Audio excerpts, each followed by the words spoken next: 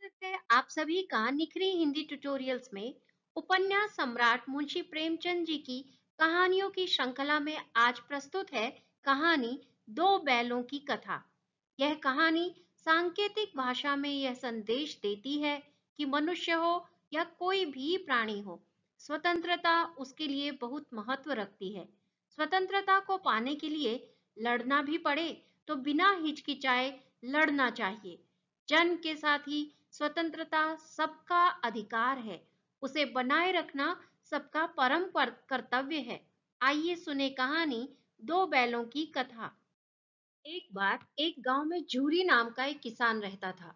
उसके दो बैल थे, हीरा और मोती।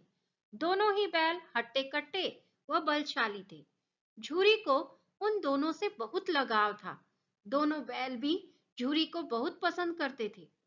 हीरा और मोती का आपस में इतना लगाव था कि यदि कभी एक खाना न खाए तो दूसरा भी घास को मुंह तक नहीं लगाता था। एक दिन की बात है, झूरी की पत्नी का भाई गया दोनों बैलों को अपने साथ ले गया। दोनों बैल इस बात से हैरान थे कि उन्हें गया के हवाले क्यों किया गया है। शाम होने तक दोनों नए घर व नए लोगों के बीच में थे, लेकिन उन्हें वहां सब बेगाना लग रहा था। रात को जब सभी सो रहे थे तो दोनों रस्सी तोड़कर झूरी के यहाँ भाग खड़े हुए। सुबह सवेरे ही जब झूरी ने उन्हें अपने यहाँ देखा तो दौड़कर गले से लगा लिया।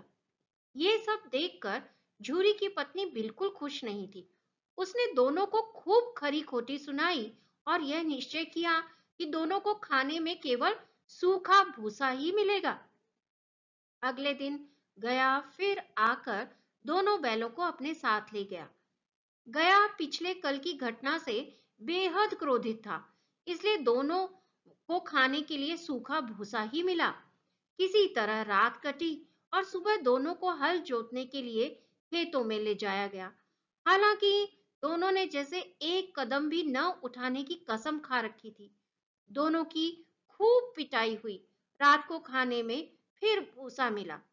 दोनों निराश खड़े थे कि तभी वहां एक छोटी सी लड़की आई और दोनों को एक एक रोटी खिलाकर चली गई। एक एक रोटी से दोनों का पेट तो नहीं भरा, लेकिन उनके दिल को सुकून जरूर मिल गया था। पता चला कि उस लड़की की सगी माँ के मरने के बाद वह सौतेली माँ के पास रहती थी। उसकी सौतेली माँ उसे मारती रहती थी। शायद यही वजह थी कि उसे बैलों के लिए अपनापन था।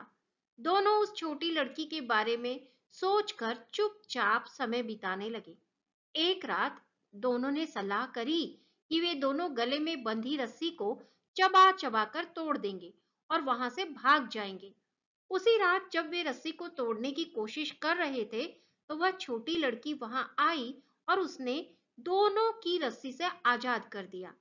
दोनों ने छोटी लड़की से विदा ली और दौड़ने लगे। इतने में गया को इसकी खबर लगी और वह अपने आदमियों के साथ उन दोनों के पीछे दौड़ पड़ा। हीरा और मोती इतना तेज भागे कि उन्हें अपने घर का रास्ता भी याद न रहा। वे रास्ता भटक गए थे। दोनों को भागते भागते भूख भी लगाई थी। रास्ते में मटर का एक खेत था। दोनों ने वहां जाकर जमकर मटर खाए। अभी दोनों खेत में चर ही रहे थे कि वहां एक सांड आ धमका। दोनों ने हिम्मत दिखाकर उसे वहां से खदेड़ दिया। इतने में मटर के खेत के सेवक हाथों में डंडा लिए आ पहुंचे। हीरा के पास भागने का मौका था, लेकिन जब उसने देखा कि सेवकों ने मोती को पकड़ लिया है तो वह लौट गया। दोनों बैलों को पकड़कर मवेशी खाने में बंद कर दिया गया। उस मवेशी खाने में बहुत से जानवर कैद थे। वहां कई बकरियां, घोड़े, भैंसे, गधे बंधे थे, लेकिन किसी को भी खाने को कुछ नहीं दिया जाता था। इस वजह से सभी जानवर कमजोरी के कारण जमीन पर बेजान पड़े हुए थे। हीरा और मोती को भी वहां पर उन सभी जानवरों के साथ बांध दिया गया। दोनों अपनी अपनी किस्मत को कोस रहे थे। जब पूरा दिन बीत जाने पर भी खाने को कुछ न मिला तो हीरा के सब्र का बांध टूट पड़ा। उसने बाड़े की कच्ची दीवार पर जोर से अपने सींग गड़ा दिए। इससे मिट्टी का एक टुकड़ा निकल आया।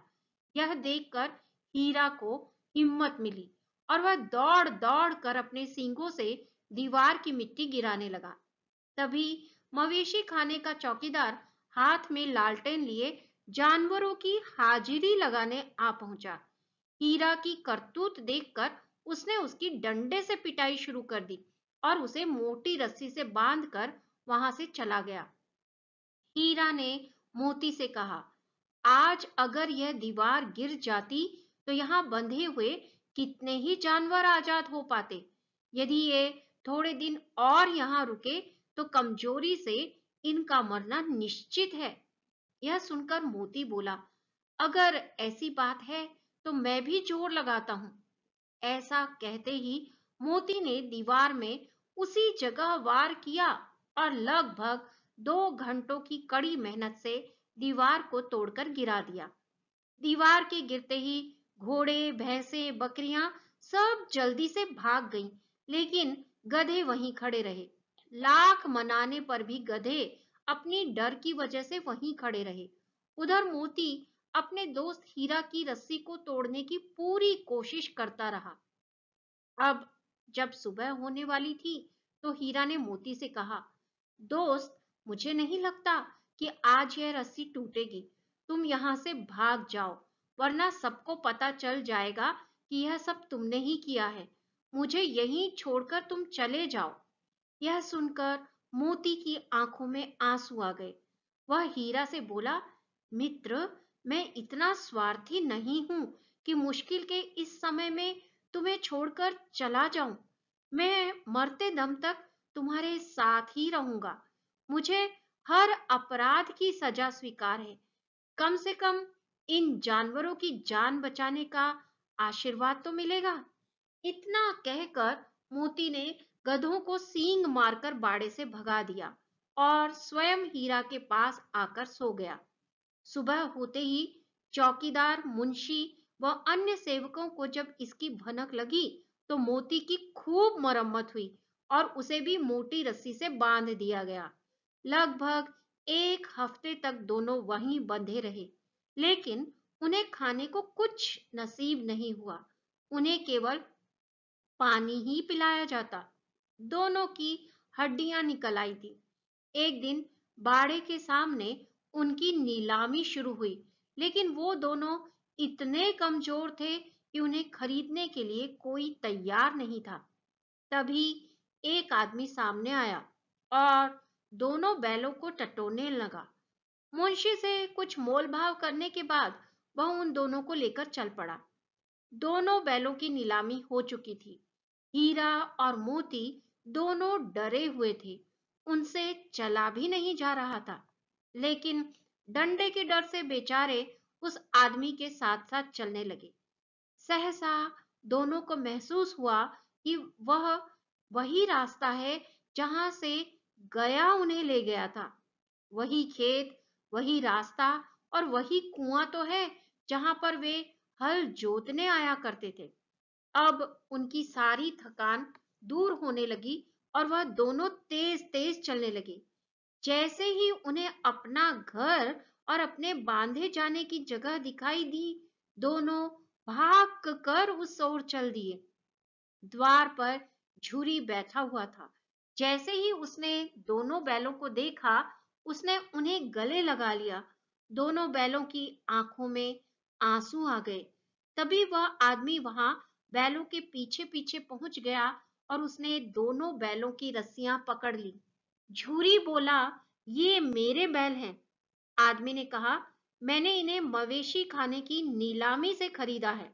झूरी तपाक से बोला, मेरे बैलों को बेचने का हक किसी को नहीं है। अगर मैं इन्हें बेचूंगा तभी ये बिकेंगे। आदमी ने जवाब दिया, मैं थाने में जाकर रपट दर्ज करवाता हूँ। झूरी बोला, ये मेरे बैल हैं। इसका सबसे बड़ा सबूत यह है कि यह मेरे द्वार में खड़े हैं। फिर उस आदमी ने आव देखा न ताव और बैलों को अपनी ओर खींचने लगा। तब दोनों बैलों ने भी उसे अपने सींगों से खदेड़ दिया और गांव से दूर भगा दिया। इतनी देर में दोनों बैलों के लिए भूसा, दाना और चारा भर दिया गया। हीरा और मोती दोनों मिलकर चारा खाने लगे। झूरी साथ में खड़ा उन्हें सहला रहा था। तभी झूरी की पत्नी भी अंदर से आई और उसने दोनों बैलों के माथे चूम लिए और खूब प्यार दिया। इस कहानी से हमें दो बातें सीखने को मिलती हैं। पहली यह कि हमें अपनी स्वाधीनता के लिए अपने अंतिम समय तक संघर्ष करते रहना चाहिए। दूसरी सीख यह मिलती है कि हमारे जीवन में चाहे कितनी भी मुश्किलें क्यों ना आए, लेकिन सच्चे दोस्त हमेशा साथ निभाते हैं। ऐसे ही और वीडियोस पाने के लिए चैनल को लाइक करें, सब्सक्राइब करें। धन्यवाद।